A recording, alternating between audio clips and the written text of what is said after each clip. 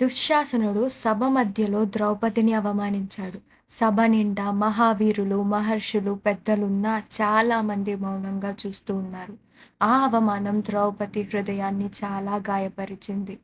కోపంతో ద్రౌపది ఒక ఘోరమైన ప్రతిజ్ఞ చేసింది. దుశ్శాసనుడి రక్తంతో నా జుట్టుని కడిగిన తర్వాతే నేను మళ్ళీ ఈ జుట్టుని ముడుచుకుంటాను అని చెప్పి తన జుట్టుని విరబోసుకొని వదిలేసింది. ద్రౌపది అవమానం చూసి భీముడు అగ్నిలాగా రగిలిపోయాడు.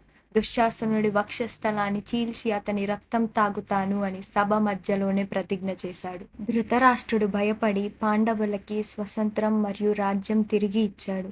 కానీ దుర్యోధనుడు ఇంకా శకుని కుట్రతో మళ్ళీ పాండవులకి 12 సంవత్సరాల వనవాసం మరియు 1 సంవత్సరం అజ్ఞాతవాసం శిక్ష విధించారు. పాండవులు ద్రౌపదితో కలిసి హస్తినాపురం వదిలి వెళ్తున్నప్పుడు ప్రజలందరూ కన్నీరు పెట్టారు. ధర్మం అడవులకి వెళ్తుంటే అధర్మం సింహాసనం మీద కూర్చుంది అని చాలా బాధపడ్డారు. కుంతి మాత్రం వీరుడి రక్షణలో హస్తినాపురంలోనే ఉండిపోయింది. కష్టాలు మొదలయ్యాయి, కానీ పాండవులు ధర్మాన్ని వదల్లేదు. అడవుల్లో కూడా ఋషులను, మునులను, మహర్షులను గౌరవించడం కొనసాగించారు.